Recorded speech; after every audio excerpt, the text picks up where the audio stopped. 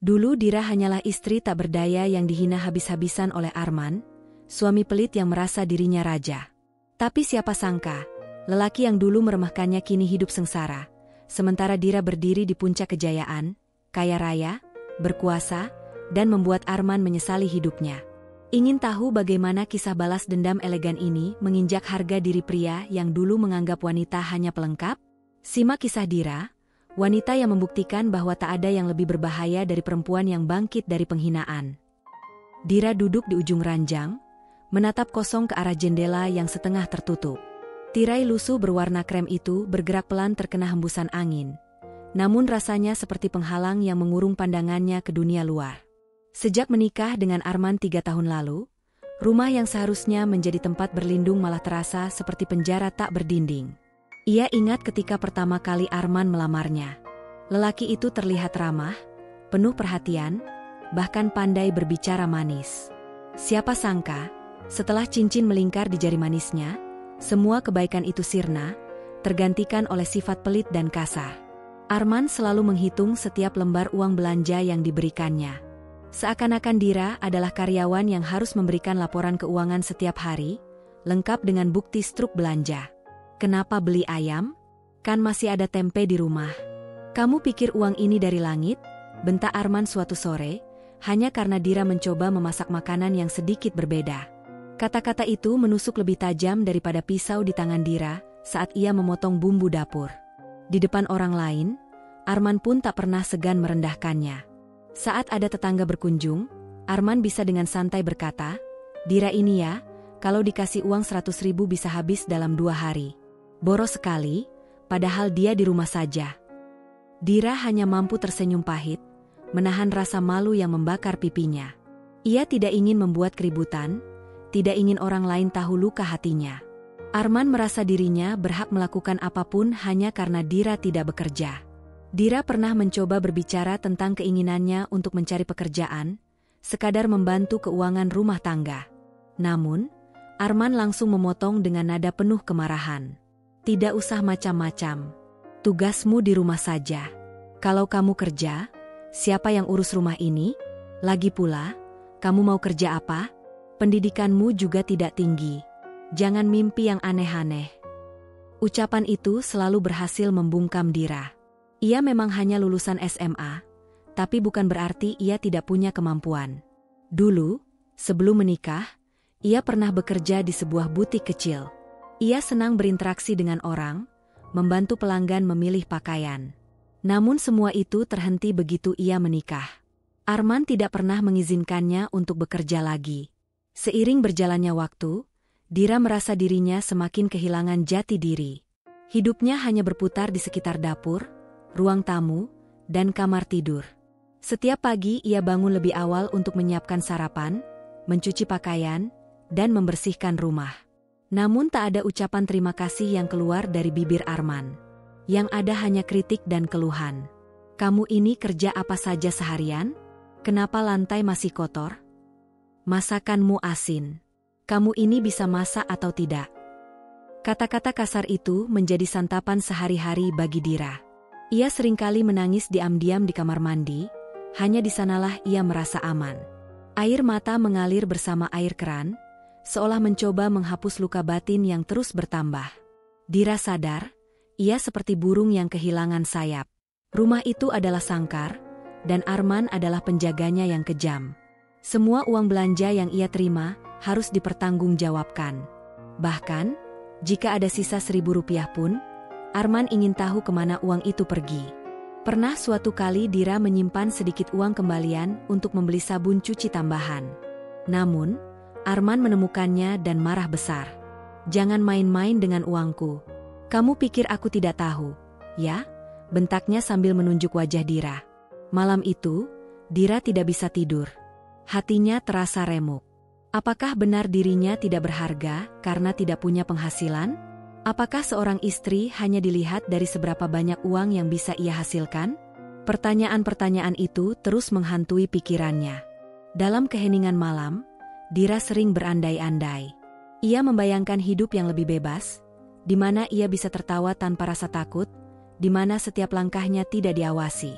Tapi kenyataan menamparnya. Ia tidak punya tempat untuk pergi. Orang tuanya tinggal jauh di desa, dan ia tidak ingin merepotkan mereka. Lagi pula, ia malu mengakui bahwa rumah tangganya tidak bahagia. Suatu pagi, saat Dira sedang menyapu halaman, seorang tetangga bernama Bu Rini menghampiri. Wanita itu ramah dan suka mengobrol. "Dir, kamu kelihatan pucat sekali. Kamu tidak apa-apa?" tanyanya. Dira tersenyum hambar. "Tidak apa-apa, Bu. Cuma kurang tidur." Bu Rini mengangguk, meski matanya tampak penuh rasa ingin tahu. Dira tahu, tetangganya itu sering mendengar suara Arman membentaknya. Namun Dira selalu berusaha menutupi semuanya. Hari-hari berlalu dengan pola yang sama. Pagi bekerja di rumah, siang memasak, sore membersihkan lagi, malam menunggu Arman pulang dengan rasa was-was. Setiap langkah Dira seperti berjalan di atas pecahan kaca, takut salah sedikit saja akan membuat Arman marah. Pada suatu malam, setelah bertengkar hebat karena masalah uang belanja, Dira duduk di teras rumah sendirian. Langit penuh bintang, tapi hatinya terasa gelap. Ia menggenggam kedua tangannya erat, mencoba menahan tangis. Saat itu, terlintas sebuah pikiran. Sampai kapan aku hidup seperti ini? Ia tahu, jika terus bertahan tanpa melakukan apa-apa, dirinya akan hancur. Dira mulai berpikir untuk mencari cara agar bisa berdiri di atas kaki sendiri. Mungkin ia bisa mulai dengan hal kecil, seperti membuat kue untuk dijual ke tetangga, atau menjahit pakaian bekas. Tapi ia juga tahu, Arman tidak akan mudah mengizinkannya. Di dalam hati, semangat kecil mulai tumbuh. Meski masih samar, Dira merasakan ada harapan. Ia tidak mau selamanya menjadi tahanan di rumah sendiri. Ia ingin bebas, ingin dihargai, dan yang paling penting, ingin menemukan kembali dirinya yang dulu, Dira yang ceria, mandiri, dan penuh mimpi. Dira terbangun dengan rasa dingin yang merayap di sekujur tubuhnya.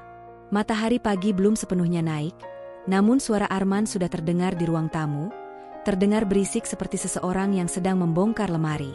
Dira bangkit, menarik selimut lusuh dari tubuhnya, lalu melangkah dengan kaki gontai.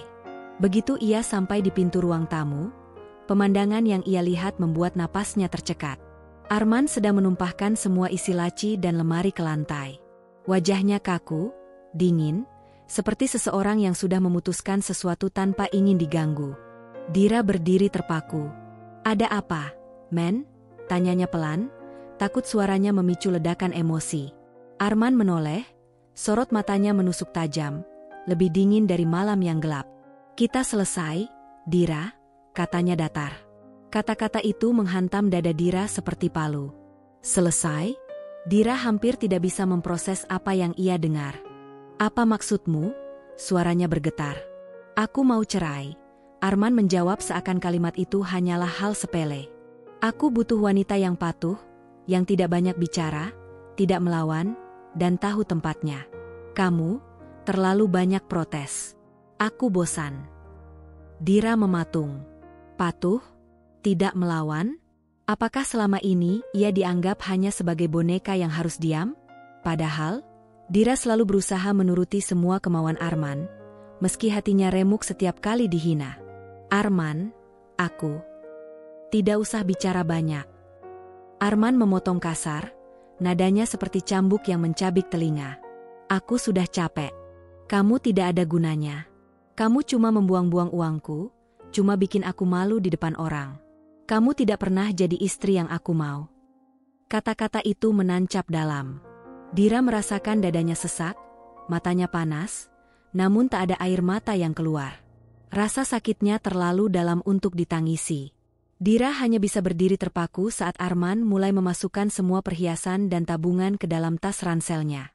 Perhiasan yang dulu diberikan pada awal pernikahan. Cincin, kalung, gelang emas, semua dirampas tanpa sedikit pun rasa iba. Itu kan milikku juga." Suara Dira pecah, seperti bisikan yang kehilangan nyali. "Milikmu? Dari uang siapa semua itu dibeli?" "Dari uangku, Dira." Arman tertawa dingin.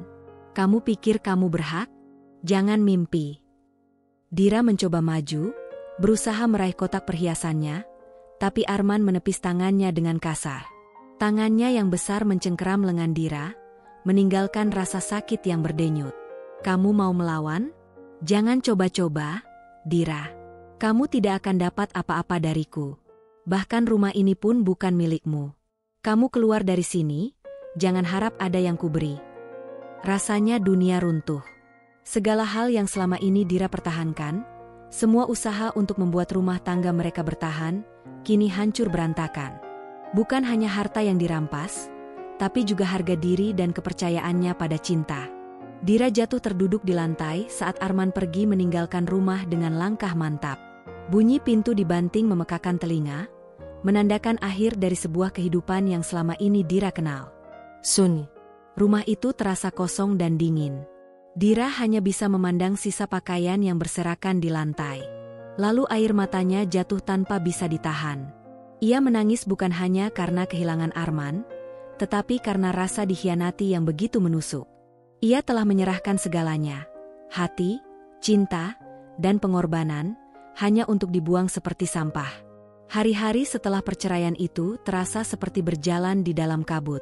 Dira keluar dari rumah tanpa membawa apa-apa, hanya pakaian di tubuh dan sedikit baju di dalam tas kain. Arman bahkan tidak memberikan sepeser pun uang. Ia teringat bagaimana Arman menatapnya terakhir kali, dengan senyum tipis penuh kesombongan. Kamu akan sadar betapa tidak berartinya hidupmu tanpa aku, kata Arman sebelum pergi. Ucapan itu berputar-putar di kepala Dira, menimbulkan campuran rasa marah, sakit, dan perih. Tapi di balik semua itu, ada sesuatu yang perlahan tumbuh. Sebuah bara kecil di dalam dada. Tidak, pikir Dira. Aku tidak akan selamanya jadi korban. Ia berdiri di depan rumah kontrakan kecil yang ia temukan dengan bantuan Bu Rini. Hanya kamar sempit dengan dinding bercat kusam, tapi setidaknya disinilah ia bisa bernapas tanpa bayang-bayang Arman. Malam itu, Dira duduk di lantai beralaskan tikar tipis, memeluk lututnya sendiri. Matanya masih sembab karena menangis, tapi tatapannya berbeda. Ada kilatan tekad di sana. Suatu hari, Arman, Dira berbisik pada dirinya sendiri. Suatu hari, kamu akan melihat siapa yang sebenarnya lebih rendah. Ia menggenggam kedua tangannya erat, kuku-kukunya hampir menusuk telapak tangan. Dira bersumpah ia tidak akan membiarkan hidupnya hancur begitu saja. Ia akan bangkit, dengan atau tanpa siapapun di sisinya. Namun sumpah itu tidak datang tanpa rasa takut. Malam terasa panjang, penuh dengan bayangan gelap tentang masa depan. Dira tidak punya uang, tidak punya pekerjaan, bahkan tidak tahu harus mulai dari mana. Setiap kali pikirannya mulai menyerah, ia mengingat wajah Arman saat merampas semua harta mereka. Wajah dingin penuh penghinaan. Bayangan itu justru menguatkannya. Ia tidak akan membiarkan Arman menang. Keesokan harinya, Dira memulai langkah pertamanya. Dengan sisa tenaga dan keberanian yang ia miliki, ia mengetuk pintu tetangga, menanyakan apakah ada pekerjaan apa saja yang bisa ia lakukan. Mencuci, membersihkan rumah, atau bahkan mengantar makanan. Wajahnya mungkin terlihat lelah, tapi ada cahaya baru di matanya. Harapan. Malam berikutnya, di kamarnya yang pengap, Dira menatap ke langit-langit sambil memikirkan kata-kata Arman, "Aku butuh wanita yang patuh dan tidak melawan." Ia tersenyum pahit. "Jika itu yang kau butuhkan, maka aku memang bukan untukmu, Arman." Tapi ia juga tahu, tidak ada wanita yang pantas diperlakukan seperti sampah hanya karena tidak punya penghasilan. Untuk pertama kalinya dalam hidupnya, Dira tidak merasa takut pada bayangan Arman. Ia merasa marah, tapi di balik amarah itu ada keberanian yang belum pernah ia rasakan. "Lihat saja, Men," gumamnya lirih. "Suatu hari, kamu akan menyesal sudah meremehkanku." Dira memulai semuanya dari titik paling rendah. Hari-harinya terasa panjang, dipenuhi rasa lelah dan ketidakpastian. Setiap pagi, ia berkeliling dari pintu ke pintu, menawarkan jasa mencuci dan menyetrika pakaian tetangga. Tangan halusnya yang dulu hanya memegang alat masak kini penuh kapalan dan luka kecil karena deterjen. Namun Dira tak pernah mengeluh. Dalam dirinya, ada sesuatu yang jauh lebih keras dari rasa sakit. Tekad untuk membuktikan bahwa ia bisa hidup tanpa belas kasihan siapapun, bahkan tanpa Arman. "Kalau bukan aku yang menolong diriku sendiri, siapa lagi?" gumamnya setiap kali tubuhnya nyaris tumbang karena lelah. Beberapa bulan pertama, Hidup Dira seperti neraka. Ia hanya tidur 3-4 jam sehari. Pagi hingga siang ia mencuci, sore hingga malam ia mulai mencoba menjahit baju-baju bekas yang didapat dari tetangga untuk dijual kembali di pasar loak. Ia meminjam mesin jahit tua dari Burini, yang iba melihat perjuangan Dira. Dari situlah bibit kecil mimpinya mulai tumbuh. Dira teringat betapa dulu ia suka memilih baju saat bekerja di butik kecil sebelum menikah. Ada rasa bahagia yang muncul saat melihat orang menemukan pakaian yang membuat mereka merasa cantik dan percaya diri. Kenangan itu membangkitkan ide. Bagaimana jika aku membuat pakaian sendiri dan menjualnya? Malam-malam panjang dilewati Dira dengan duduk di depan mesin jahit usang. Jarum menembus kain, disertai bunyi kletek-kletek yang monoton namun menenangkan. Kadang ia menangis di tengah pekerjaan, bukan karena sedih, tapi karena rasa takut akan masa depan. Bisakah aku berhasil? Atau aku akan terus seperti ini? Pikirnya. Namun setiap kali bayangan wajah Arman muncul dengan senyum meremehkannya, Dira kembali tegak. Tidak. Aku tidak akan menyerah. Aku harus berdiri. 2 tahun berlalu. Apa yang dimulai dari menjahit 1-2 baju kini berkembang menjadi pesanan rutin dari pasar lokal. Dira belajar cara memilih kain dengan kualitas terbaik, merancang desain sederhana namun menarik. Ia mulai berani menitipkan hasil jahitannya ke toko-toko kecil di kota. Tidak jarang ia ditolak, bahkan dihina. Siapa yang mau beli baju buatan kamu? Lihat jahitannya saja masih jelek, kata salah satu pedagang dengan nada meremehkan. Dira menggigit bibirnya, menahan air mata. Namun ia tidak menyerah. Ia membawa pulang pakaiannya, memperbaiki setiap detail, belajar dari kesalahan. Setiap hari ia membaca majalah mode bekas, menonton video tutorial menjahit di warnet dengan uang pas-pasan. Rasa lelah tidak pernah hilang. Setiap malam, tangannya bergetar karena kehabisan tenaga. Tapi di dalam hati, bara tekad Dira terus menyala. Ia bekerja tanpa belas kasihan pada dirinya sendiri.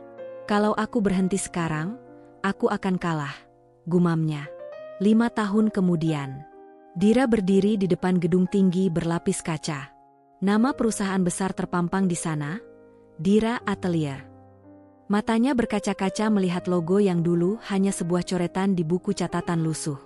Kini, ia memiliki ratusan karyawan, penjahit, desainer, manajer pemasaran. Produknya dipasarkan tidak hanya di dalam negeri, tetapi juga merambah ke luar negeri. Perjalanan menuju titik ini bukan tanpa darah dan air mata. Ada malam-malam di mana ia hampir kehilangan harapan, ada hari-hari di mana orang mencemooh mimpinya. Tapi semua rasa sakit itu menjadi bahan bakar.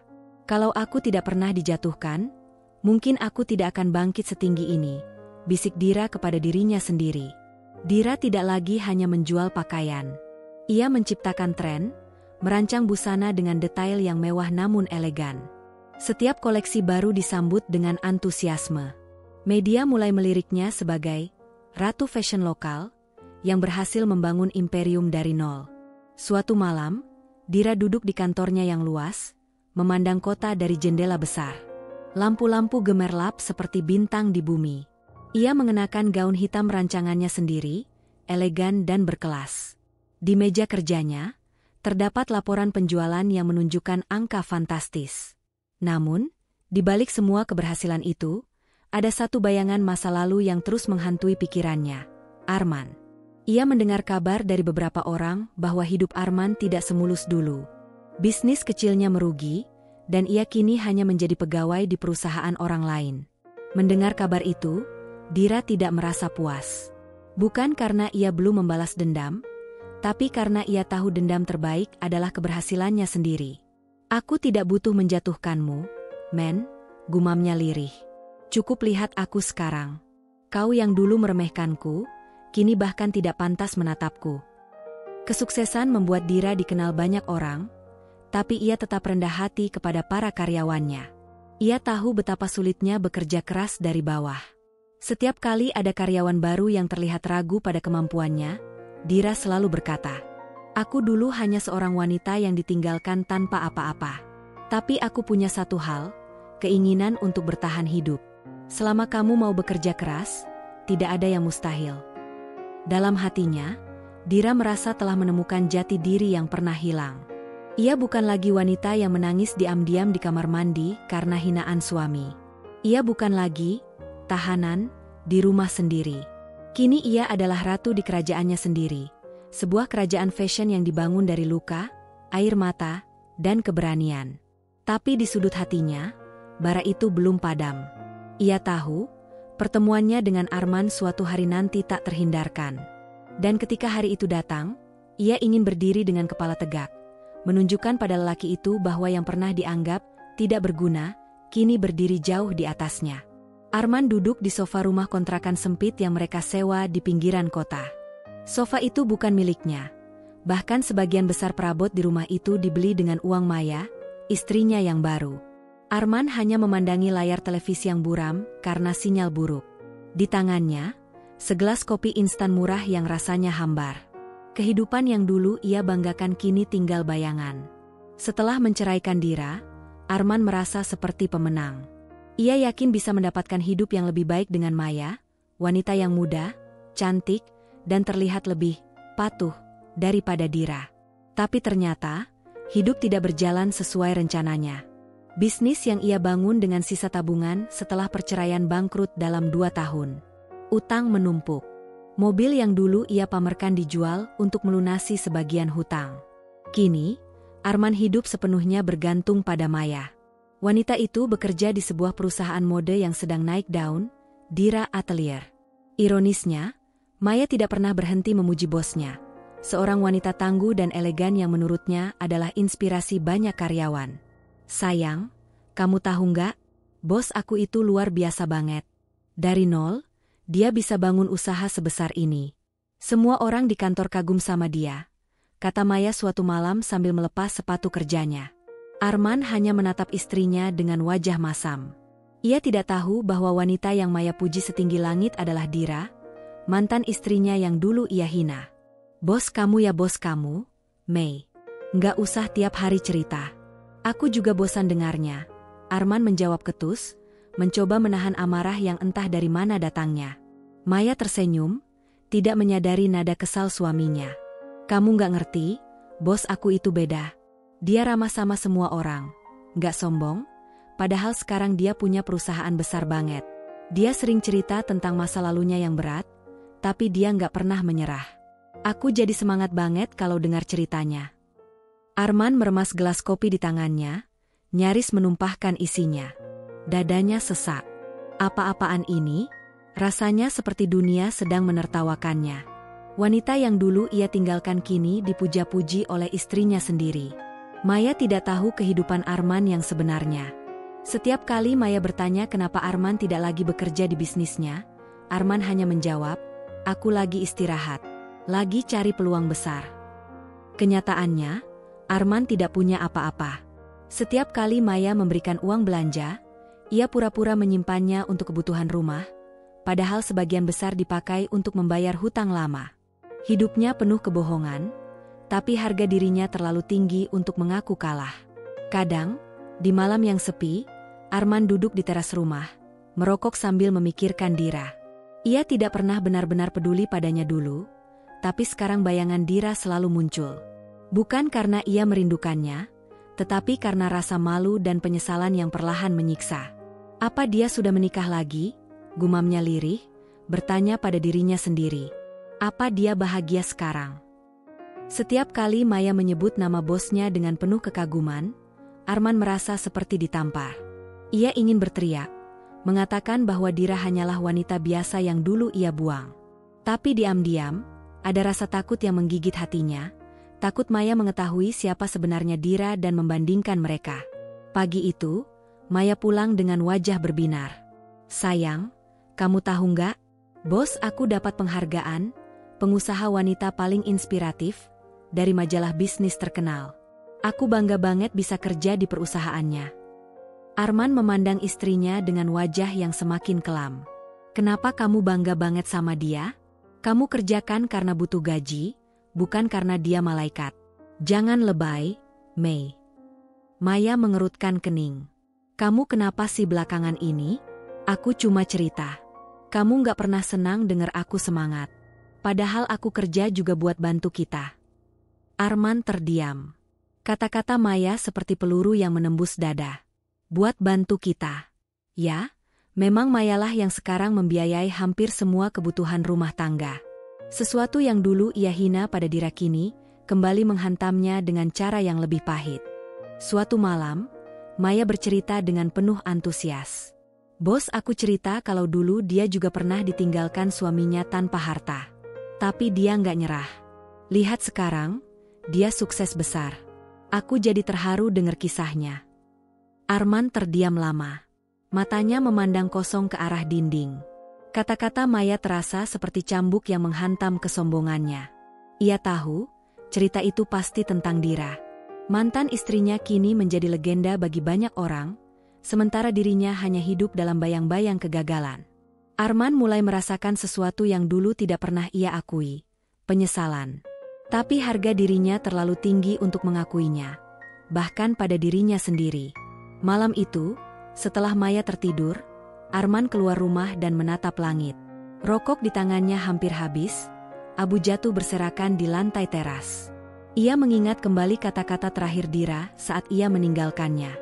Suatu hari, kamu akan tahu siapa yang sebenarnya lebih rendah.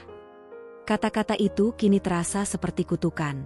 Arman tidak pernah menyangka Dira benar-benar akan bangkit, bahkan melampaui semua yang ia impikan. Dira menghirup napas panjang, merasakan udara Makkah yang terasa berbeda, sejuk namun penuh getaran haru. Matanya berkaca-kaca saat menatap Masjidil Haram dari kejauhan. Perjalanan umroh ini adalah keputusannya sendiri, setelah sekian lama bekerja tanpa henti. Ia ingin menenangkan hati, melepaskan segala beban masa lalu, dan mendekatkan diri pada Sang Pencipta. Di bawah terik matahari yang memantul di marmer putih, Dira melangkah pelan menuju pelataran masjid, mengenakan gamis putih sederhana dan kerudung yang menutupi wajahnya. Tak ada riasan mewah atau aksesori mahal, seperti yang biasa ia kenakan di panggung bisnis. Di sini, semua manusia sama. Kaya atau miskin, cantik atau tidak, semua tunduk di hadapan Allah. Ya Allah, lindungi aku dari rasa dendam dan sombong. Doanya lirih sambil mengusap dada yang terasa sesak.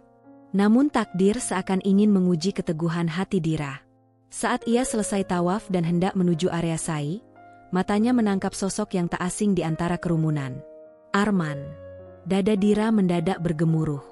Ia berdiri mematung beberapa detik, seakan tak percaya dengan apa yang dilihatnya. Pria itu, dengan wajah yang dulu ia hafal setiap garisnya, kini tampak sedikit lebih kusam. Namun, senyum congkaknya masih sama. Di sampingnya berdiri Maya, mengenakan mukena putih, menggenggam tangan Arman erat-erat.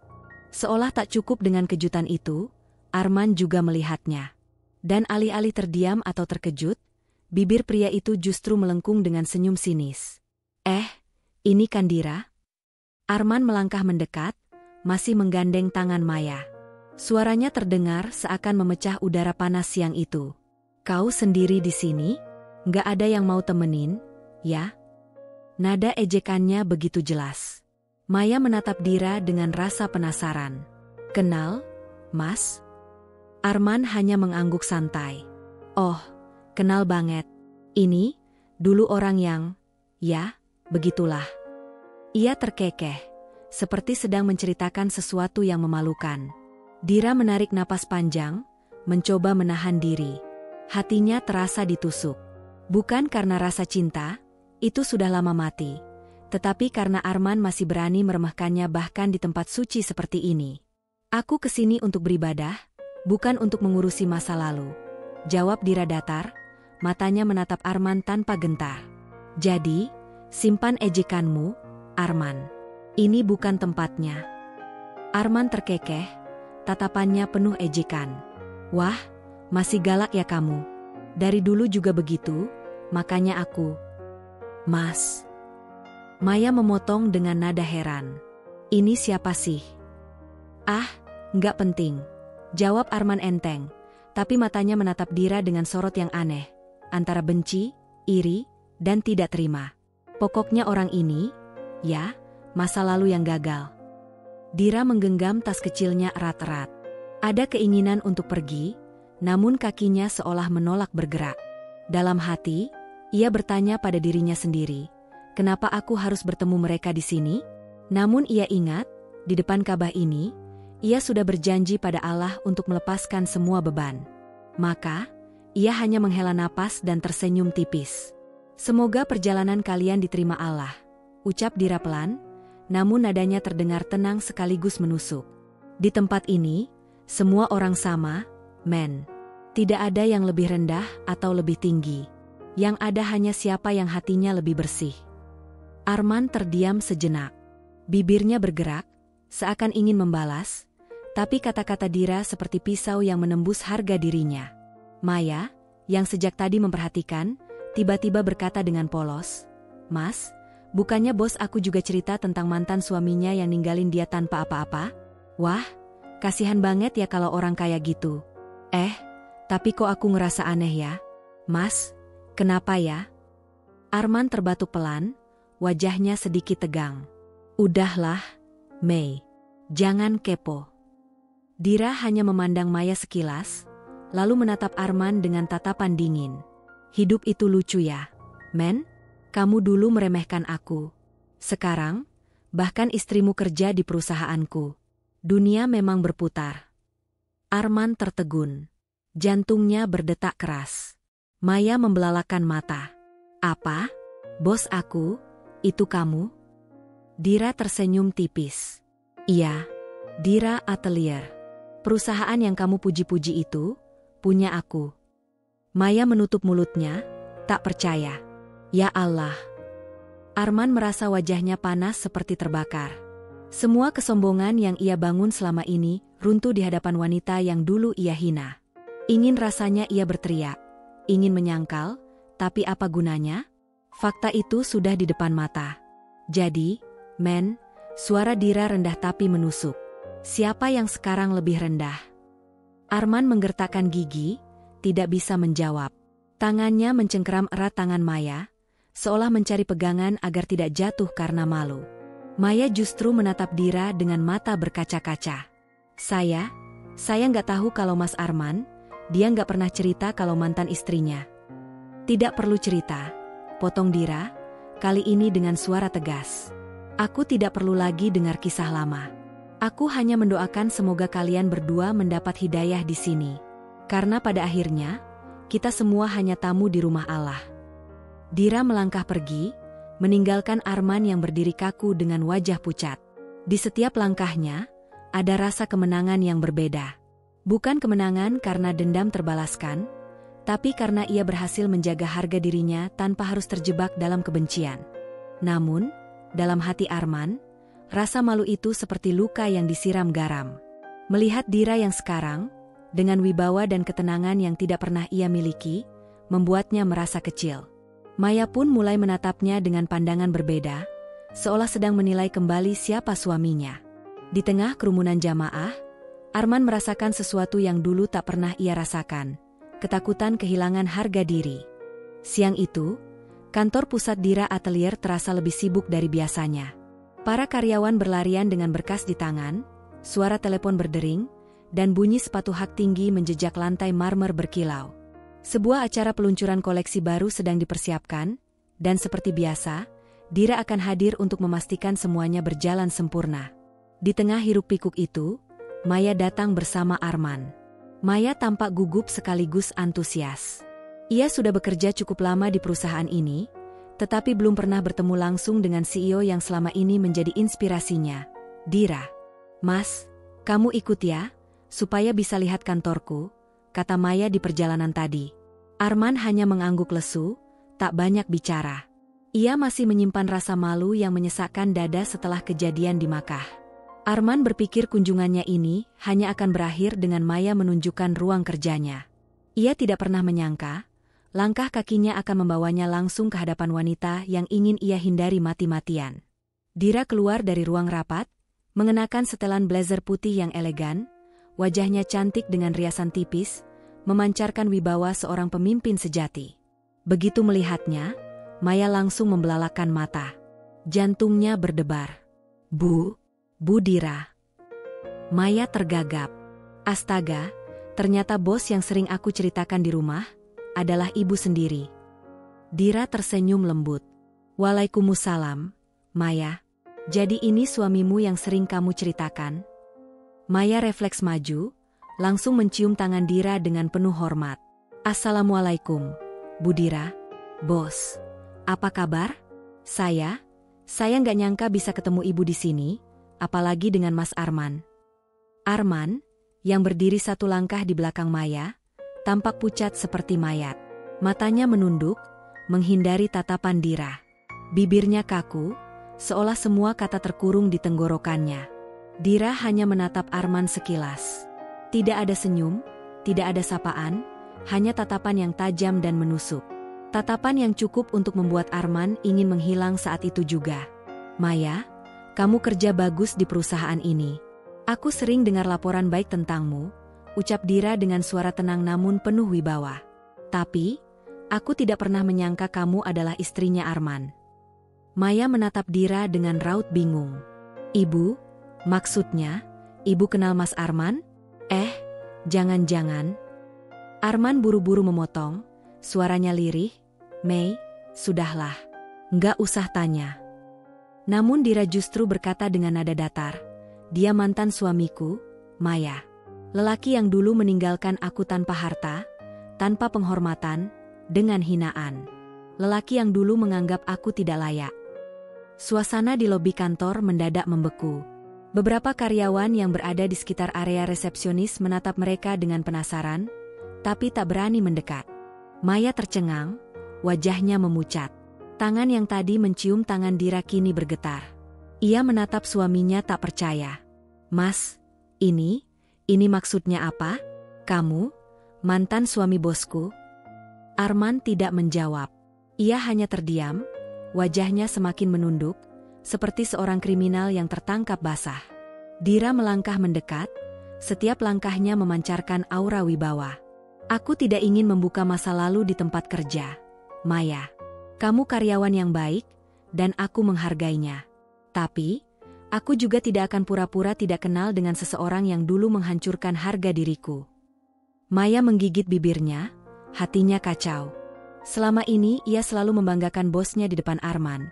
Tidak tahu bahwa orang yang ia puji setinggi langit adalah wanita yang pernah ia sakiti. Mas, kenapa kamu nggak pernah cerita? Maya bertanya dengan suara bergetar. Arman baru mengangkat wajahnya. Aku nggak mau kamu tahu. Aku kira, aku bisa melupakan semua itu. Dira tertawa kecil, tapi tawanya penuh ironi. Melupakan? Arman, kamu bisa lari sejauh apapun, tapi kenyataan tidak akan pernah hilang. Dan lihatlah sekarang, bahkan istrimu pun mencium tanganku. Dunia memang punya cara yang lucu untuk menertawakanmu. Kata-kata itu menghantam dada Arman seperti batu besar. Ia merasa tubuhnya kian mengecil di depan Dira, sementara Maya justru berdiri lebih tegap. Maya memegang lengan suaminya, tatapannya penuh kecewa. Mas, apa yang sebenarnya terjadi dulu? Kenapa kamu cerai sama Bu Dira? Apa kamu pernah nyakitin dia? Arman tidak sanggup menjawab. Wajahnya pucat pasi, keringat dingin mengalir di pelipisnya. Dira menatap Maya dengan senyum lembut. Kamu tidak perlu merasa bersalah, Maya. Aku tidak dendam padamu. Kamu bukan orang yang bersalah di sini. Aku hanya berharap kamu bisa belajar dari masa lalunya. Belajar? Maya mengulang kata itu dengan suara pelan. Ya, jawab Dira tegas.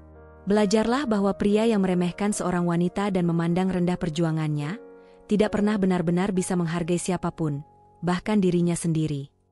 Arman ingin bicara, tetapi suaranya tercekat. Rasanya setiap kata yang keluar dari mulut Dira adalah cermin yang memantulkan kegagalannya sendiri. Mei, ayo kita pulang. Arman akhirnya berkata pelan, berusaha menarik tangan Maya. Namun Maya justru menepis tangan suaminya dengan kasar. Aku nggak bisa. Aku butuh penjelasan. Selama ini aku pikir kamu lelaki yang bisa aku banggakan. Tapi ternyata, suaranya pecah. Dira menundukkan kepala sedikit, lalu berkata, Maya, kalau kamu butuh waktu untuk bicara, kantorku selalu terbuka untukmu. Kamu karyawan yang baik, dan aku tidak akan mencampur adukan urusan pribadi dengan profesional. Arman tidak tahan lagi.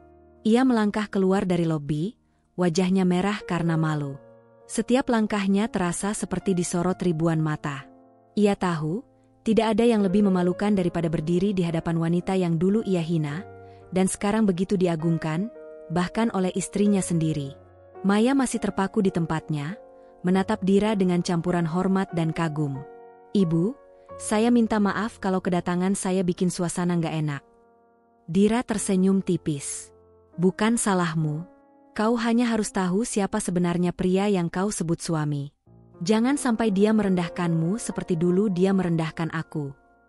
Ketika Maya keluar dari gedung itu, ia melihat Arman duduk di kursi tunggu parkiran. Wajahnya tertunduk. Ia tampak seperti pria yang kehilangan segalanya. "Mas," kata Maya dengan suara dingin, "sekarang aku tahu kenapa kamu selalu marah kalau aku cerita soal bosku. Karena kamu malu, kan? Malu karena dulu kamu ninggalin dia, dan sekarang dia jauh lebih hebat dari kamu." Arman tidak menjawab.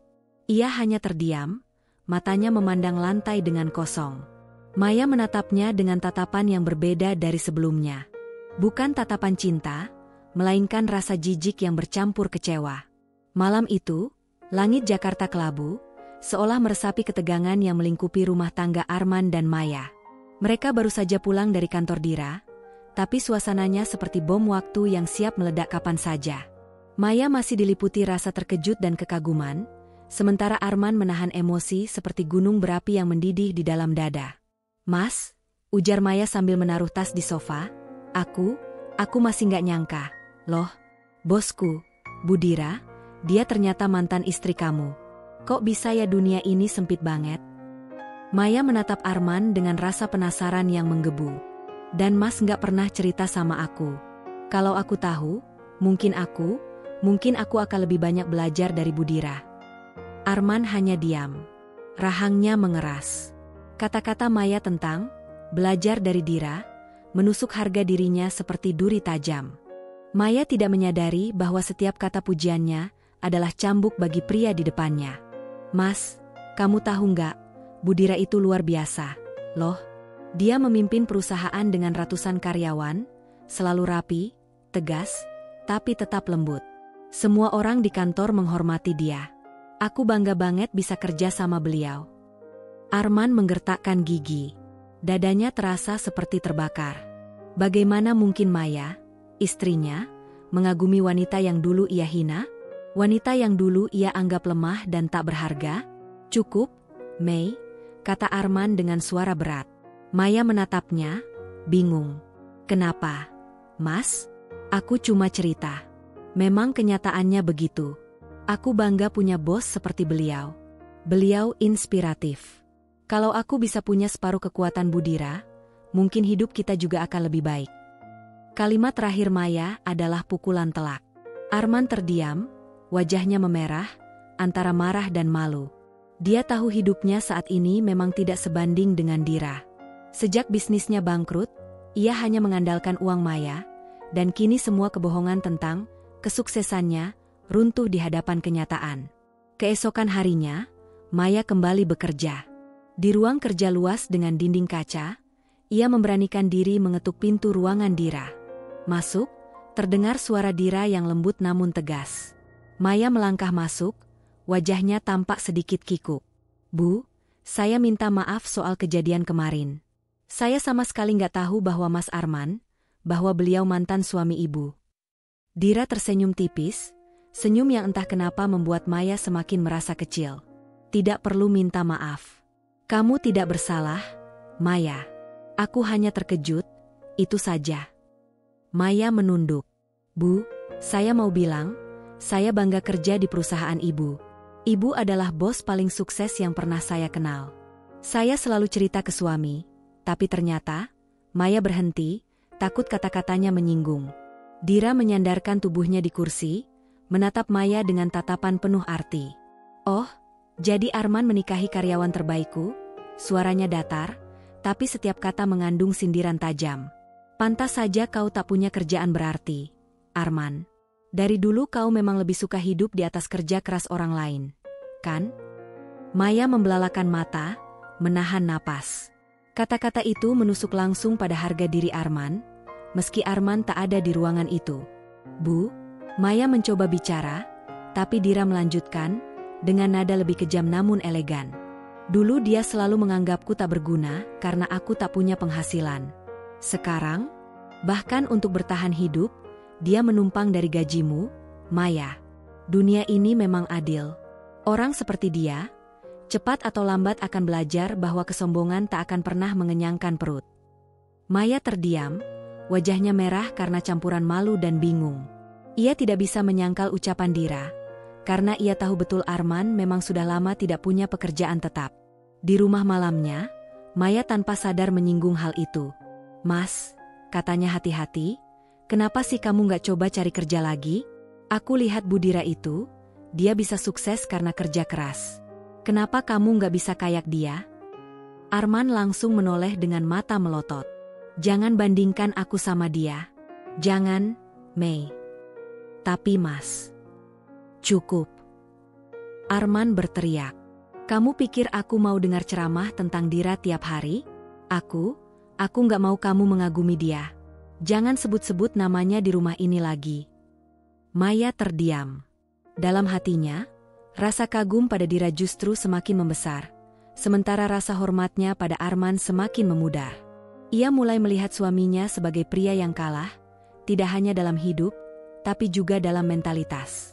Sementara itu, di ruangan kerjanya yang luas dengan panorama kota Jakarta, Dira duduk di kursinya sambil menatap berkas laporan penjualan. Namun pikirannya tidak sepenuhnya ada di situ. Ia teringat pada pertemuan dengan Maya dan Arman. Ada rasa puas yang sulit dijelaskan saat melihat Arman kini berada di bawah, jauh di bawah, sementara dirinya berada di puncak.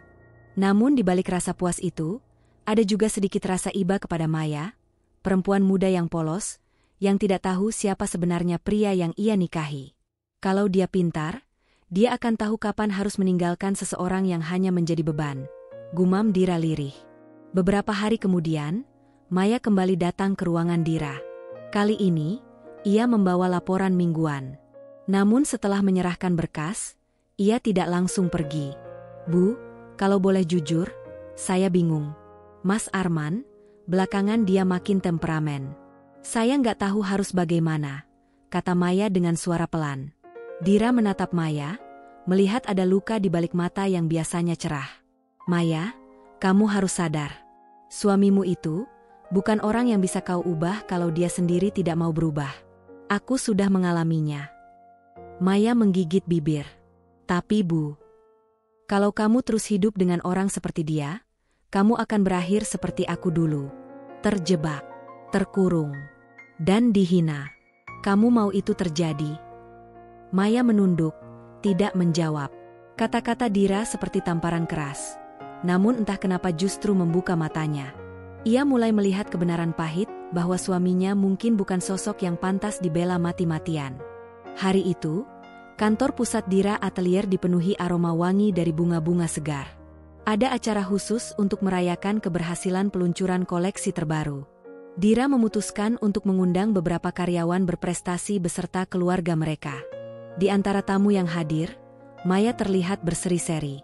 Ia mengenakan gaun sederhana namun anggun, hadiah dari perusahaan karena prestasinya. Arman ikut mendampingi Maya, meski wajahnya tampak tegang.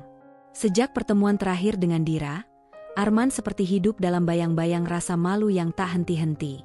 Namun Maya memaksa suaminya untuk datang. "Mas, kita diundang resmi. Ini kesempatan bagus. Jangan aneh-aneh, ya? Aku nggak mau bikin malu di depan Bu Dira," ucap Maya di mobil, matanya berbinar penuh kebanggaan.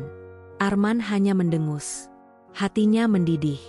Ia benci mendengar nama Dira keluar dari bibir istrinya. Tapi mau tak mau, ia tetap ikut. Begitu tiba di lobi hotel mewah tempat acara berlangsung, Maya langsung menggandeng tangan Arman dengan bangga. Dira yang sedang menyambut tamu-tamu penting melihat mereka datang. Senyum Dira mengembang, bukan senyum ramah seperti pada tamu lain, tetapi senyum yang penuh arti. "Oh, Maya, kamu datang. Hebat sekali," kata Dira dengan suara lembut. Maya tersipu. "Iya, Bu. Terima kasih sudah mengundang saya. Ini, suami saya, Arman." Dira menatap Arman sejenak, lalu menoleh lagi ke Maya seakan Arman hanyalah bayangan tak berarti. "Maya, Kamu tampak cantik sekali malam ini. Gaun itu cocok sekali di tubuhmu. Aku bangga punya karyawan secerdas dan setekun kamu.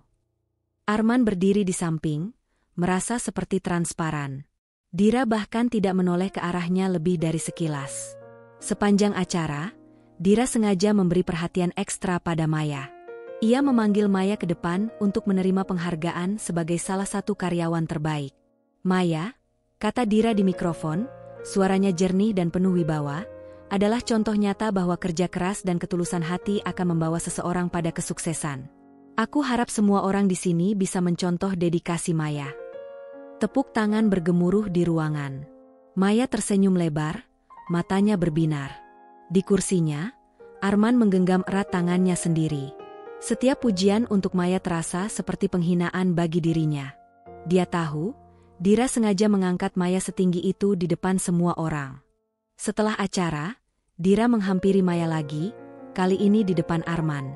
Maya, setelah ini kamu harus ikut pelatihan manajemen yang aku rekomendasikan. Aku lihat kamu punya potensi besar. Siapa tahu, beberapa tahun ke depan, kamu bisa jadi salah satu direktur di perusahaan ini. Mata Maya melebar. Bebu, saya? Direktur? Astaga, saya tidak pernah kepikiran. Kenapa tidak? Kamu jauh lebih cerdas daripada yang kamu kira. Jangan ragu. Kamu bisa, kata Dira sambil menepuk lembut bahu Maya. Arman yang berdiri di samping, Maya merasa wajahnya terbakar. Dulu, ia pernah menghina Dira karena tidak punya penghasilan. Kini, Dira justru membangkitkan harga diri Maya di depan matanya sendiri. Malam itu, saat perjalanan pulang, Arman meledak. Mei, kamu gak lihat apa yang dia lakukan? Dia cuma mau mempermalukan aku. Dia sengaja bikin kamu terlihat hebat supaya aku terlihat bodoh. Maya menoleh dengan raut tak percaya. Mempermalukan kamu? Mas, Bu Dira cuma mengakui kerja kerasku. Apa salahnya kalau bosku menghargai aku? Dia melakukannya di depan semua orang. Kamu gak sadar dia sengaja. Cukup, Mas. Maya memotong dengan suara tegas. Selama ini aku kerja mati-matian buat kita. Apa kamu pernah sekalipun bilang, terima kasih? Apa kamu pernah sekalipun menghargai aku? Arman terdiam. Ucapan Maya membuatnya kaku. Bu Dira melihat aku sebagai orang yang pantas dihargai. Kalau kamu gak bisa, mungkin kamu yang perlu bercermin, Mas, kata Maya dingin. Hari-hari berikutnya, Maya semakin sibuk di kantor. Dira mulai melibatkan Maya dalam rapat-rapat penting, memberinya proyek-proyek besar. Perlahan, Maya merasa dirinya tumbuh menjadi seseorang yang lebih percaya diri. Setiap kali pulang ke rumah, ia membandingkan sikap Dira dengan Arman. Dira yang selalu memotivasi dan percaya pada kemampuannya, sementara Arman hanya tahu marah dan meremehkan. Suatu malam, Maya pulang larut. Arman sudah menunggu di ruang tamu, wajahnya masam. Kamu senang ya? Dipuji-puji Dira? Kamu gak sadar dia cuma mainin kamu. Arman menuding Maya dengan mata berapi-api. Maya mendengus. Mainin aku? Mas, yang aku lihat, Bu Dira itu bos yang tulus. Kalau dia jahat seperti yang kamu bilang, kenapa dia gak usir kamu waktu ketemu kemarin? Arman tercekat. Ia tahu Dira tidak melakukan itu justru karena ia ingin memperlihatkan betapa rendahnya Arman sekarang. Di kantor, Dira memperlakukan Maya seperti adik sendiri. Ia sering memuji ide-ide Maya di depan tim manajemen. Lihat ide Maya ini. Sangat brilian. Kita jalankan strategi ini, katanya di rapat. Maya semakin percaya diri, sementara Arman semakin merasa tak berharga. Setiap pujian untuk Maya adalah pengingat bahwa hidupnya tidak lagi berarti apa-apa. Suatu sore, saat Maya dan Arman menjemput Dira di sebuah acara, Dira sengaja menatap Arman dengan senyum sinis. Oh, Arman, kau memang punya keberuntungan. Kau menikahi karyawan terbaikku. Tapi tetap saja, kau sendiri tidak punya kerjaan berarti, ya? Kata-kata itu diucapkan Dira seperti racun manis, dengan nada ringan namun menusuk jantung Arman. Arman terdiam, wajahnya merah padam. Maya terkejut mendengar kalimat itu, namun alih-alih membela Arman, ia justru menunduk dan menggigit bibir, seakan diam-diam setuju. Malamnya, Maya termenung di kamar. Dalam benaknya, bayangan wajah Dira terus muncul. Wajah seorang wanita yang kuat, sukses, dan elegan. Sementara Arman, suaminya, tampak semakin kecil, semakin tak berarti. "Mas, selama ini kamu hidup dari uangku. Apa kamu nggak malu?" Maya bertanya pelan. Arman menoleh dengan tatapan tajam. "Kamu mulai berani, ya? Semua gara-gara Dira. Dia yang meracuni kamu." "Mas, ini bukan soal racun. Ini soal kenyataan. Aku mulai melihat siapa kamu sebenarnya," jawab Maya tegas. Arman terdiam. Malu, marah, dan putus asa bercampur jadi satu. Ia tahu, sedikit demi sedikit, Dira berhasil mengambil kendali. Bukan hanya di perusahaan, tapi juga di rumah tangganya sendiri. Langit sore itu mendung, seolah ikut menyaksikan amarah yang tertahan di dada Arman. Sejak acara penghargaan beberapa hari lalu, harga dirinya hancur berkeping-keping. Dira bukan hanya membuatnya terlihat kecil di depan Maya, tetapi juga menyingkap fakta yang selama ini coba ia sembunyikan, bahwa ia hanyalah pria gagal yang hidup menumpang pada istrinya. Di dalam pikirannya, satu-satunya cara untuk menyelamatkan sisa harga diri adalah dengan berbicara langsung pada Dira. Meminta, atau lebih tepatnya memohon, agar Dira tidak membuka masa lalu mereka di depan Maya. Arman menunggu di parkiran kantor Dira Atelier, menatap pintu kaca besar dengan rasa gentar. Gedung itu terasa seperti istana yang membangunkan mimpi buruknya, sebuah simbol kesuksesan wanita yang dulu ia hina. Ketika Dira keluar dari gedung dengan langkah anggun, Arman segera menghampiri. "Dira," panggilnya dengan suara rendah. Dira berhenti, menoleh sebentar. Senyumnya tidak ramah, tidak juga manis. Itu senyum yang seolah berkata, "Apalagi yang kau mau dari hidupku?" "Aku ingin bicara," kata Arman. "Tolong, 5 menit saja." Dira mengangkat alis, seolah menimbang apakah pria di depannya pantas mendapat waktu berharganya. Namun, dengan satu helaan napas, ia berkata dingin, "Baik, tapi jangan lebih dari 5 menit. Aku tidak punya waktu untuk masa lalu yang busuk." Kata-kata itu menusuk hati Arman, tapi ia menahan diri.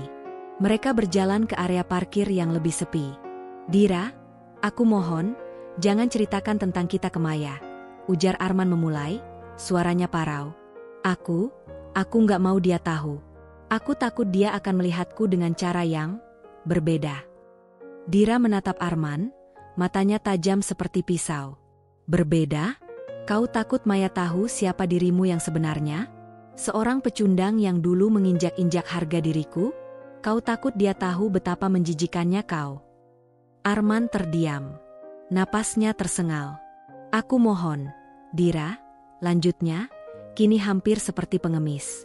"Aku tahu aku salah. Aku pernah memperlakukanmu dengan kejam. Tapi tolonglah, aku tidak mau rumah tanggaku hancur." Dira terkekeh kecil, tawa yang dingin dan tanpa rasa kasihan. "Rumah tangga? Kau pikir aku peduli dengan kebohongan yang kau bangun? Arman, dengarkan aku baik-baik." Ia menatap Arman lurus ke mata, lalu berkata dengan suara yang pelan namun kejam, "Kau hanyalah sampah yang dulu kucintai. Sampah. Dan aku tidak akan pernah lagi mengotori tanganku untuk melindungi sampah." Kata-kata itu seperti palu godam yang menghancurkan dada Arman. Ia terpaku, tidak mampu membalas.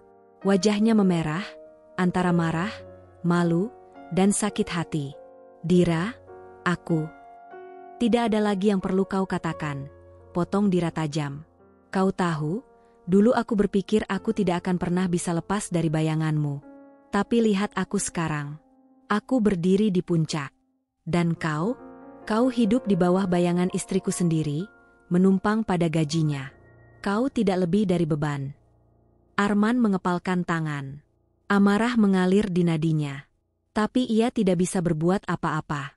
Dira, wanita yang dulu ia hina, kini jauh lebih kuat daripada dirinya. "Dira, tolong jangan." "Kenapa? Kau takut Maya tahu kau pria yang meninggalkan istri tanpa sepeser uang? Kau takut dia tahu kau mencuri perhiasan dan tabunganku dulu?" Mata Dira berkilat. "Percayalah, Arman. Jika Maya tahu semua itu, Aku rasa dia akan berpikir 1000 kali kenapa dia mau menikahimu.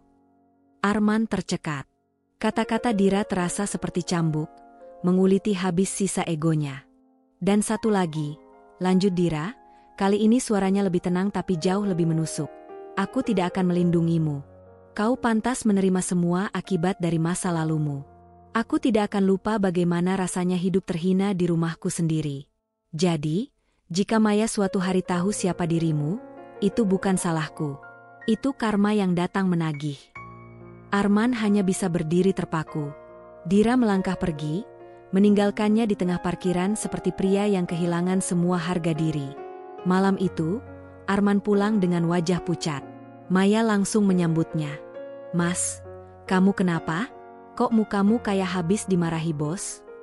Arman hanya menggeleng, berusaha menahan amarah. Enggak apa-apa. Namun Maya mulai curiga. Belakangan ini Arman sering pulang dengan wajah murung, sementara di kantor, Maya semakin dekat dengan Dira. Di kantor, Dira semakin terang-terangan memperlakukan Maya dengan penuh perhatian. Ia sering memanggil Maya ke ruangannya untuk berdiskusi. Maya, kamu tahu nggak? Kata Dira suatu siang, dengan senyum yang samar-samar mengejek. Aku rasa kamu bisa jadi lebih sukses dari suamimu sendiri. Maya tertawa kecil. Ah, Bu. Mas Arman juga hebat kok. Dira hanya menatap Maya dengan mata yang seakan berkata, benarkah? Malam harinya, Maya tak bisa menghilangkan bayangan tatapan Dira. Kata-kata Dira terasa seperti teka-teki yang ingin ia pecahkan. Kenapa Dira bilang aku bisa lebih sukses dari Arman? Kenapa rasanya ada sesuatu yang Dira tahu tentang suamiku? Arman sendiri merasa semakin terpojok. Dira tidak akan merahasiakan masa lalu mereka, dan ia tahu cepat atau lambat, kebohongan yang ia bangun akan runtuh. Dia mulai berpikir untuk melawan Dira, apapun caranya. Namun dalam hatinya, ada ketakutan yang tak bisa ia jelaskan.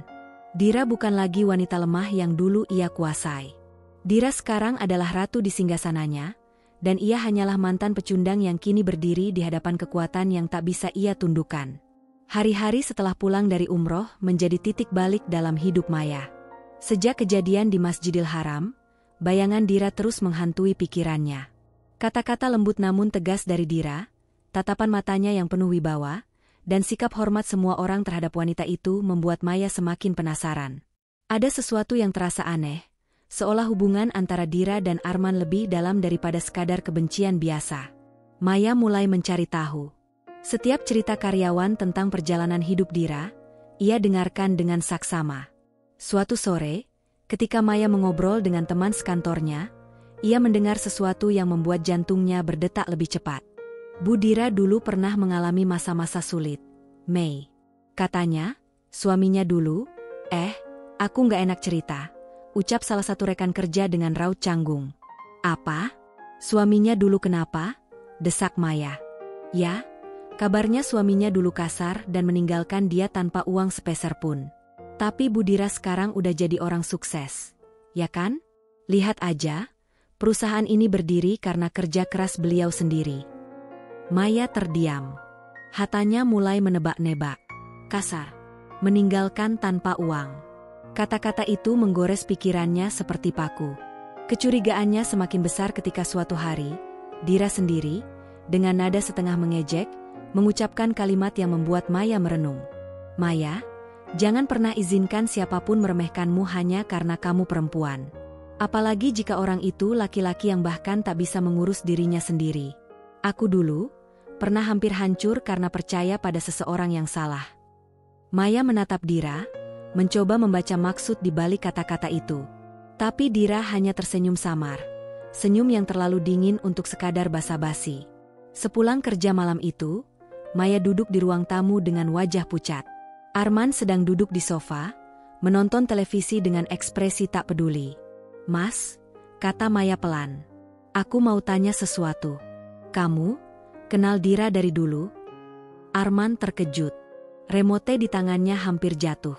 Kenapa nanya gitu? Jawab saja. Kamu kenal Dira dari dulu, kan? Arman menelan ludah, wajahnya tegang.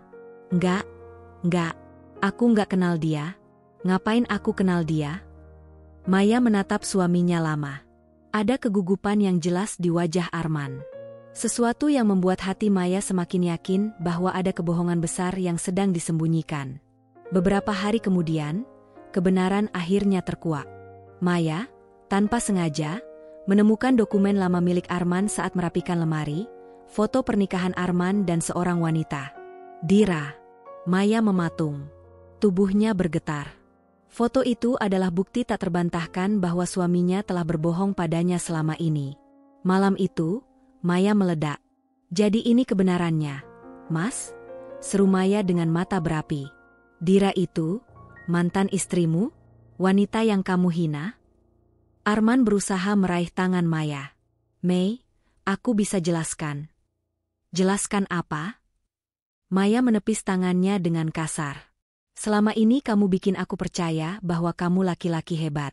Tapi kenyataannya kamu cuma pecundang yang meninggalkan perempuan kuat seperti Dira. Kamu benar-benar memalukan. Mei, aku minta maaf. Aku nggak mau kamu tahu karena aku takut kamu. Takut aku apa? Takut aku tahu kalau aku menikah dengan pria yang cuma numpang hidup dari aku. Arman terdiam, tertunduk. Maya berdiri dengan tubuh bergetar karena marah. Mulai malam ini, aku nggak mau lagi hidup sama orang pengecut seperti kamu. Aku akan pergi. Beberapa hari kemudian, Maya benar-benar meninggalkan Arman. Ia pindah ke apartemen dekat kantor. Arman dibiarkan sendirian di rumah yang sudah hampir disita karena cicilan macet. Kehidupan Arman runtuh. Uang simpanannya habis. Maya yang selama ini menjadi penopang keuangan tak lagi di sisinya. Dalam keputusasaan, Arman hanya memikirkan satu hal, kembali kepada Dira.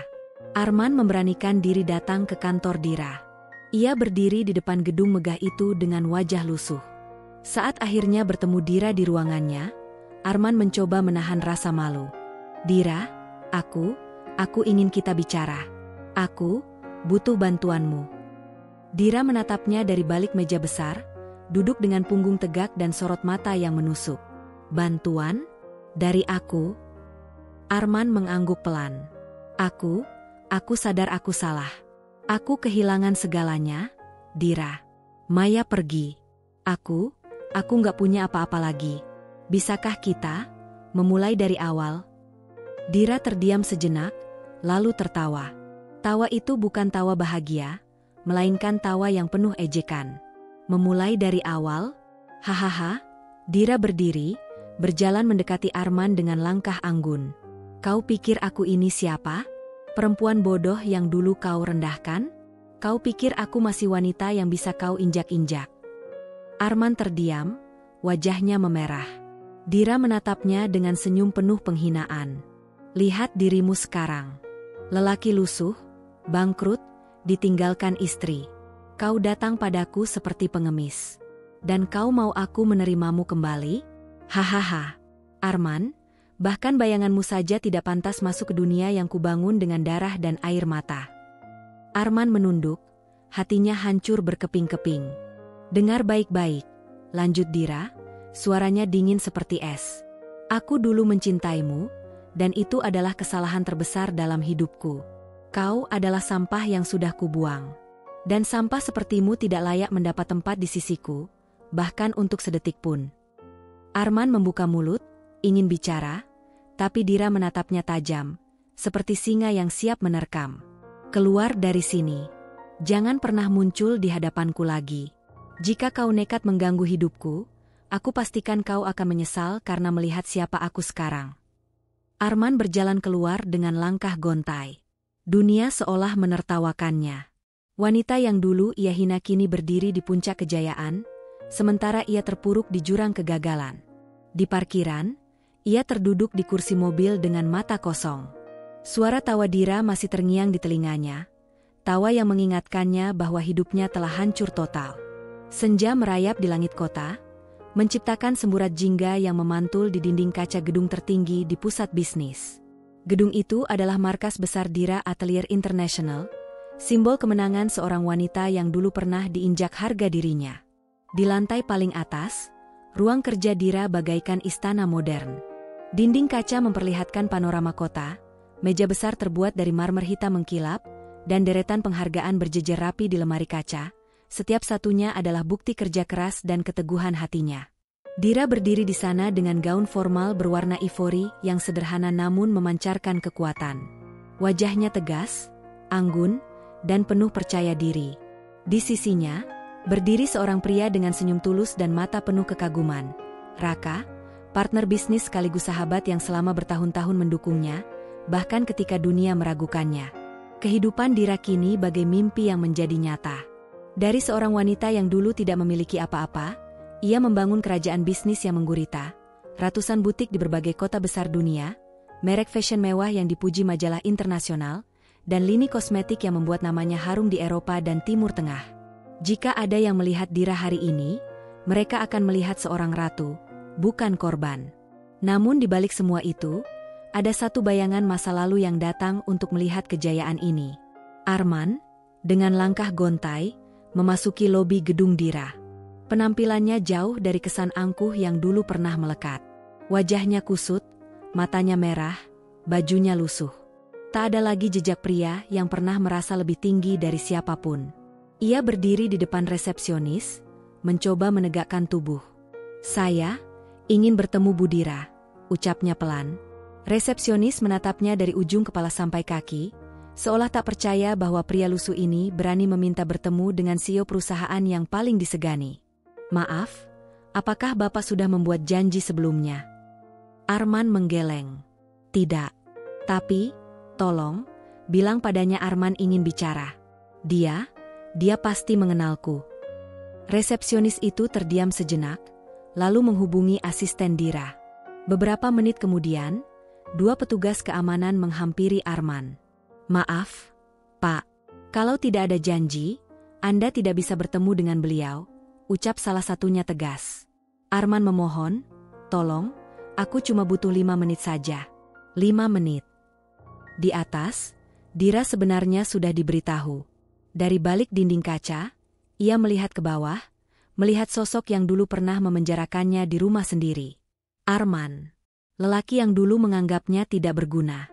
Raka, yang berdiri di dekatnya, memperhatikan perubahan di wajah Dira. "Itu, dia?" tanya Raka lembut. Dira mengangguk pelan. "Itu dia. Lelaki yang dulu menganggapku hanya sampah. Lelaki yang pernah membuatku merasa tak berarti. Dan sekarang, lihatlah dia." Ada rasa getir yang tak bisa dihapuskan dari dada Dira. Tapi tidak ada lagi luka yang sama seperti dulu. Yang ada hanya rasa lega, bahwa dirinya sudah menang.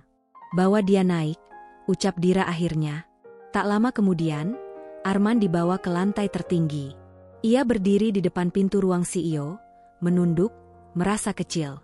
Saat pintu terbuka, ia melihat Dira, wanita yang dulu ia rendahkan, duduk di kursi kulit mewah dengan wibawa seorang ratu. "Arman," ucap Dira dengan suara tenang namun penuh kekuatan. "Untuk apa kau datang kemari?" Arman mengangkat wajahnya, mata yang basah oleh penyesalan menatap Dira. "Dira, aku nggak tahu harus kemana lagi. Aku bangkrut. Maya pergi. Aku cuma punya dirimu. Aku mohon, tolong aku." Dira menatapnya lama. Kemudian ia tertawa kecil, tawa yang dingin dan menyakitkan bagi Arman. "Tolong? Kau datang padaku untuk meminta tolong. Arman? Setelah semua yang kau lakukan dulu? Setelah kau hina aku di depan orang-orang, setelah kau buang aku seperti tak ada artinya." Arman terdiam, bibirnya bergetar. "Aku menyesal, Dira. Aku salah. Aku bodoh. Aku nggak tahu bagaimana menghargaimu dulu." Dira bangkit dari kursinya, berjalan mendekati Arman.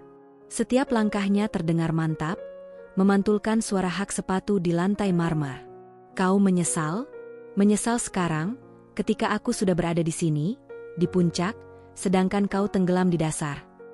Arman mencoba mendekat, tapi Dira mengangkat tangan, menghentikannya.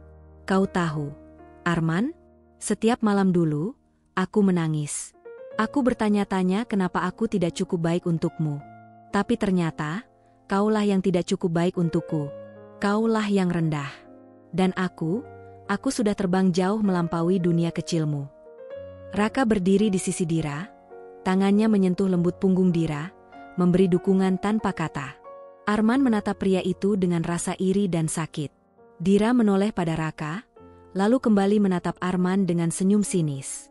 Lihatlah Arman, wanita yang dulu kau buang kini berdiri jauh di atas langitmu. Bersama pria yang menghargai siapa aku sebenarnya, bukan pria seperti dirimu yang hanya tahu meremehkan. Arman terdiam, seolah tertampar keras oleh kalimat itu. Matanya memerah, namun tak ada kata yang mampu ia keluarkan. Kau datang ke sini mengemis, berharap aku menarikmu dari kehancuranmu sendiri. Lanjut Dira, suaranya semakin dingin. Tapi aku tidak akan menolongmu, Arman. Tidak. Aku bahkan tidak peduli lagi apakah kau hidup atau tenggelam. Aku sudah selesai denganmu. Kau bukan apa-apa bagiku sekarang. Arman mencoba bicara, tapi Dira melambaikan tangannya. Pengawal, tolong antar pria ini keluar. Aku punya rapat penting, dan waktuku terlalu berharga untuk dibuang pada orang yang bahkan tidak mampu menghargai dirinya sendiri. Dua petugas keamanan menghampiri Arman dan membawanya pergi. Saat pintu tertutup, Arman hanya bisa menoleh sekali lagi, melihat Dira yang berdiri tegak dengan Raka di sisinya, pemandangan yang jelas menunjukkan bahwa ia sudah benar-benar kalah. Sementara itu, Dira berdiri di depan jendela besar ruangannya. Kota terbentang luas di bawah sana, bagai dunia yang sudah ia taklukkan dengan darah, air mata, dan keberanian. Raka, ucap Dira lirih, aku dulu hampir percaya bahwa aku tidak akan pernah bisa lepas dari masa lalu. Tapi sekarang, aku tahu, aku sudah menang. Raka tersenyum lembut, menggenggam tangan Dira. Kamu lebih dari menang, Dira. Kamu telah mengubah luka menjadi kekuatan. Dan aku bangga ada di sisimu. Dira menatap langit senja yang perlahan memerah. Dalam hatinya, ada rasa damai yang tak pernah ia rasakan sebelumnya. Ia tahu, tidak ada lagi rantai masa lalu yang bisa menahan langkahnya. Hari-hari Arman setelah diusir dari gedung Dira Atelier adalah rangkaian kejatuhan yang semakin dalam. Dunia seolah menghukumnya dengan kejam, mengingatkan pada setiap kesalahan yang pernah ia lakukan. Pria yang dulu merasa superior kini menjadi bayangan suram dari dirinya sendiri. Rumah yang dulu dibanggakannya telah disita oleh ban karena kredit macet. Mobil mewahnya lenyap, dijual untuk melunasi sebagian hutang. Di mata dunia, Arman tak lagi apa-apa. Bahkan Maya, wanita yang dulu ia banggakan di depan Dira, telah pergi tanpa menoleh ke belakang. Maya bahkan sudah memblokir nomor Arman, seolah ingin menghapus setiap jejak pria itu dari hidupnya. Malam-malam Arman kini penuh dengan kesunyian. Ia tinggal di kamar kos kecil di pinggiran kota, dengan dinding lembab dan bau apek yang menusuk hidung. Setiap kali ia menatap bayangannya di cermin, yang terlihat hanyalah lelaki dengan mata sayu, wajah kusut, dan tubuh yang kurus karena beban pikiran. Dira, bisiknya setiap malam. Nama itu menghantui seperti kutukan. Ia teringat betapa dulu ia menertawakan Dira, memanggilnya tak berguna, bahkan membatasi setiap langkahnya. Sekarang, dunia terbalik. Dira berada di puncak kekuasaan dan kemakmuran, sementara dirinya tenggelam di lumpur kehinaan. Di jalanan, Arman mulai dikenal sebagai pria yang selalu mencari pinjaman. Teman-temannya satu persatu menjauh. Teleponnya jarang berdering kecuali dari para penagih hutang yang mengancam. Pada suatu sore yang kelabu, Arman duduk di trotoar, memandangi keramaian jalan dengan tatapan kosong. Di tangannya, selembar koran lusuh terlipat. Matanya terpaku pada halaman bisnis. Foto Dira memenuhi setengah halaman, dengan judul besar. Dira Atelier mencapai puncak dunia mode, kini menjadi brand global. Di samping Dira, tampak Raka, tersenyum dengan bangga. Foto itu menampar Arman lebih keras daripada kata-kata Dira sebelumnya. Wanita yang dulu kubuang, gumam Arman dengan suara serak. Sekarang, dia bahkan tak akan mengingatku. Hatinya meledak oleh penyesalan. Namun penyesalan itu tak berguna, karena waktu tak bisa kembali. Setiap hinaan yang pernah ia lempar pada Dira, setiap kata meremehkan, kini kembali kepadanya seperti pisau yang menusuk jantungnya sendiri. Suatu malam, hujan turun deras. Arman berjalan tanpa tujuan di trotoar yang licin. Lampu-lampu jalan memantul di genangan air. Tubuhnya menggigil, tapi tidak ada yang peduli. Dunia yang dulu ia pikir berputar untuknya kini tak lagi melihat ke arahnya. Ia teringat satu kalimat Dira yang paling menghancurkan. Kau hanyalah sampah yang dulu kucintai. Kalimat itu bergaung di kepalanya, menelan semua kebanggaan yang pernah ia miliki. Beberapa bulan kemudian, kabar tentang Arman hanya terdengar samar. Ada yang bilang ia bekerja serabutan di pelabuhan. Ada pula yang mengatakan ia sering terlihat mengemis di pasar. Tak ada yang benar-benar peduli. Di sisi lain, kehidupan Dira terus bersinar. Dalam sebuah acara penghargaan internasional, Dira tampil bersama Raka, keduanya bergandengan tangan di atas panggung. Dalam pidatonya, Dira berkata, "Dulu, aku pernah dipatahkan, tapi aku memilih untuk bangkit. Karena seorang wanita, ketika disakiti, hanya punya dua pilihan, tenggelam, atau terbang jauh lebih tinggi. Dan aku memilih terbang." Kata-kata itu diabadikan di banyak majalah, menjadi inspirasi ribuan perempuan. Arman membaca potongan berita itu di sebuah kios koran. Tangannya gemetar saat memegang kertas. Ia ingin marah, ingin menjerit, tapi yang keluar hanya tangisan lemah. Aku sudah kehilangan segalanya. Hidupnya benar-benar hancur. Tidak ada lagi orang yang mau melihatnya, tidak ada yang peduli. Yang tersisa hanyalah bayangan masa lalu, tentang seorang wanita yang dulu ia injak, namun kini terbang jauh meninggalkan dirinya di tanah yang penuh debu. Malam itu, Arman duduk sendirian di tepi jembatan kota, memandangi sungai gelap yang mengalir deras di bawahnya. Angin dingin menyapu wajahnya, membawa bisikan masa lalu. "Kalau saja, aku tidak meninggalkannya," gumamnya, suara lirih bercampur isak. Tapi hidup tidak mengenal kata, "kalau saja." Masa lalu adalah penjara yang ia buat sendiri. Dan Dira? Dia kini berdiri di atas langit, tak lagi menoleh ke bawah, pada lelaki yang pernah meremehkannya. Arman hancur, bukan karena Dira membalas dendam, tapi karena hidup menunjukkan siapa yang sebenarnya tak pantas berdiri di sisi pemenang.